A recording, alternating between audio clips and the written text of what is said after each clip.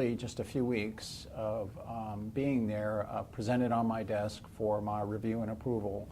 was a revision of our copyright policy that they had obviously been working on for the last several months, I gather. And I took a look at it, and I had done, as you know, some work previously in my previous position with an explication of the code and its meaning and teaching people about how to apply it. And I took a look at this policy, and it seemed to be at several levels not at all applied to the kinds of new principles that I knew we were trying to enunciate and the principles we were trying to pursue. So I drew upon that experience from my previous position and contacted all of you, and gracious enough to come and help us essentially do what I think of as sort of the second generation of the code work,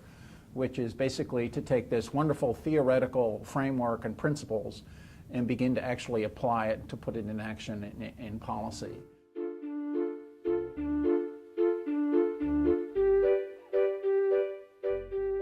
And I really think that this sense of liberation was really a reflection of the fact that we have all labored under these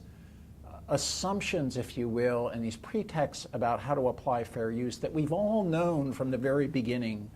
were rather artificial, didn't really apply fair use very well, and required us to be sort of not particularly good at enforcing policies and procedures that we knew weren't really reflective of the principles we were trying to enforce anyway. And so I think it was there was a real sense of relief that where we were finally able to take the principles that we believed in and be able to apply them in a policy was something that I think was really a relief for everyone, and a real joy to be able to work in and apply.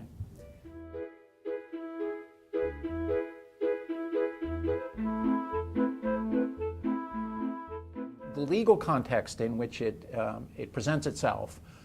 the foundations it has, really, we found, went a long way towards working with legal counsel, who are essential partners in developing an application, really carried a lot of weight with them in terms of knowing that the applications and the risk that is being talked about on the part of the university was well-based and well-grounded. And pleased to say that as a result of the discussion with everyone involved, we were able to take the principles that were outlined in the code and the concepts, and this is, I think, a great thing about them, about the code and how it's written, is it's a really nice theoretical orientation or context that you're then able to take and apply it to a campus situation in very real terms. And for us, that worked extremely well. So we had all that context of theory and context and legal background and precedent, and being able to put into application on campus with legal counsel present and participating was extremely helpful and made it work.